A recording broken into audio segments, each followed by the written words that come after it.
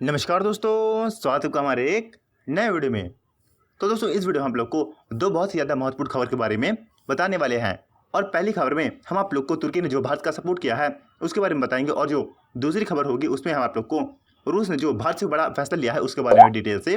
इसलिए आप लोग इन दोनों बहुत ही ज़्यादा महत्वपूर्ण और इंडिविजुअल खबर देखने के लिए इस वीडियो को पूरा ज़रूर देखना। और ऐसी इंटरेस्टिंग और जानकारी से भरपूर खबर देखने के लिए हमारे इस चैनल को अभी सब्सक्राइब करके नोटिफिकेशन बिल को भी ऑन कर लेना, ताकि आप लोग को आगे चल के ऐसे ही इंटरेस्टिंग और जानकारी से भरपूर खबरें मिलती रहे। तो चलिए वीडियो को अब शुरू कर लेते हैं। तो दोस्तों, आप लोग को पता होगा कि जो तुर्की है वो हमेशा से ही पाकिस्तान के साथ मिलकर न सिर्फ भारत के खिलाफ अंतर्राष्ट्रीय मंच में जो प्रस्ताव आते हैं उनका सपोर्ट करता है, बल्कि कई मामलों में ऐसी खबरें आ चुकी हैं जिनमें जो तुर्की है वो भारत के अंदर जो आतंकवादी गतिविधियां होती हैं उनमें सीधा सीधा शामिल था। और दोस्तों, आप लोग को पता होगा कि ऐसे करीब 2 से 3 दिन पहले भारत के अंदर एक बहुत बड़ा नक्सलवादी हमला हुआ था, जिसमें भारतीय सेना को बहुत ज़्यादा नुकसान भी उठाना पड़ा था। और दोस्तों, वो नक्सलवादी हमला होने के बाद जो कई बड़े लोकतंत्र देश थे, जिसमें इजराइल, ताइवान और जो यूरोप के कुछ देश भी शामिल हैं, उन्होंने भारत के अंदर जो ये नक्सलवादी हमला हुआ था इसकी न सिर्फ आलोचना की थी, बल्कि इन नक्सलवादियों के खिलाफ आगे चल के भारत साथ भविष्य में खड़े रहने की बात भी कही है। और दोस्तों, अब जो चौंकाने वाली खबर निकल के आ रही है वो खबर तुर्की से निकल के आई हैं।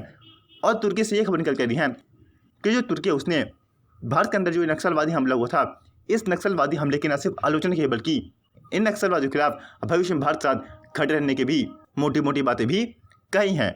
लेकिन दोस्तों, अभी तक भारत सरकार कोई भी अपना खुद का ऑफिशियल रिएक्शन तुर्की की इस बयान पर नहीं दिया गया, जो कि ये साफ दर्शाता है कि जो भारत है वो अभी भी तुर्की के कश्मीर मामले में जो पाकिस्तान के समर्थन पर आज भी तुर्की से बहुत ज़्यादा नाराज है। और तुर्की जब तक कश्मीर मामला भारत का आंतरिक मामला घोषित नहीं कर देता, तब तक जो भारत है वो तुर्की से ना ही दोस्ती का हाथ बढ़ाएगा और ना ही भविष्य में तुर्की की कोई मदद भी करेगा। और दोस्तों, आप लोगों को पता होगा कि जो तुर्की, मलेशिया और पाकिस्तान जैसे देश हैं उन्हें भारत ने अभी तक कोई भी वैक्सीन नहीं दी है। और भारत का ये प्लान है कि इन देशों को किसी भी हाल में कोवैक्सीन या फिर कोविशील्ड की वैक्सीन की सप्लाई नहीं की जाए।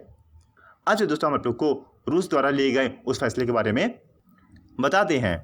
तो दोस्तों, आप लोग को पता होगा कि जो ट्विटर है उसने भारत ही नहीं बल्कि पूरी दुनिया के नाक पे दम करके रखा हुआ है। और जो ट्विटर है उसने पहले तो भारत के अंदर जो उल्टी सीधी हरकतें हैं वो की, और अब जो ट्विटर है वो भारत से हटकर अब रूस के अंदर भी ऐसी उल्टी सीधी हरकतें करने लग गया है।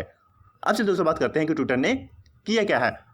तो रूस के अंदर जो ट्विटर है उसने रूस के बच्चे और जो टीन एज के लड़के हैं उन बच्चों को अपने प्लेटफॉर्म के माध्यम से अश्लील चित्रण परोसता है।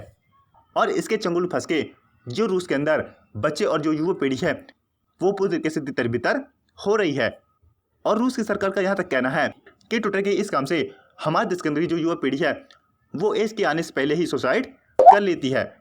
और उसके अंदर करीब 2 से लेकर 10 बच्चे जिनकी उम्र 25 साल के कम की होती है वो सुसाइड कर लेते हैं, जिससे रूस की आबादी ना सिर्फ दिन ब दिन घटती जा रही है, बल्कि आने वाले भविष्य में जो रूस की आबादी है उसका रेशियो आज के रेशियो से बहुत ज़्यादा निचले स्तर पर भी जा सकता है। और दोस्तों, इन सबसे बौखलाया जो रूस है उसने ट्विटर को ये चेतावनी दी है कि ट्विटर ने अगर 28 दिन के अंदर रूस के अंदर जो ये घिनौना काम चलाया हुआ है उस पर विराम नहीं लगाता है, तो जो रूस की साइबर सिक्योरिटी है वो ट्विटर पर रूस के अंदर से पूरी तरीके से विराम लगा सकती है। और खबरें आता आ रही हैं कि 28 दिन के अंदर जो ट्विटर है वो पूरी तरीके से रूस के अंदर बैन हो जाएगा। और दोस्तों, रूस की जो साइबर सिक्योरिटी है उसने साफ साफ ट्विटर को ये चेतावनी दी है कि अगर ट्विटर ने रूस के अंदर चल रहे ऐसे घिनौने काम को पूरी तरीके से बंद नहीं किया तो ट्विटर जो है वो रूस के अंदर बैन तो होगा ही, साथ में भविष्य में ट्विटर की कंपनी में साइबर हमले भी लगातार हो सकते हैं, जिससे हो सकता है ट्विटर को भविष्य में कई करोड़ डॉलर का नुकसान भी हो सकता है। तो दोस्तों, आपका रूस द्वारा लिए गए इस फैसले पर क्या कहना है नीचे कमेंट करके ज़रूर बताना। अगर आप लोग ऐसे इंटरेस्टिंग और जानकारी से भरपूर खबर देखना पसंद करते हो तो हमारे चैनल को सब्सक्राइब करके नोटिफिकेशन बिल को भी ऑन ज़रूर कर लेना। तो मिलते हैं वीडियो में एक नई ऐसे इंटरेस्टिंग और जानकारी से भरपूर खबर। तब तक के लिए नमस्कार।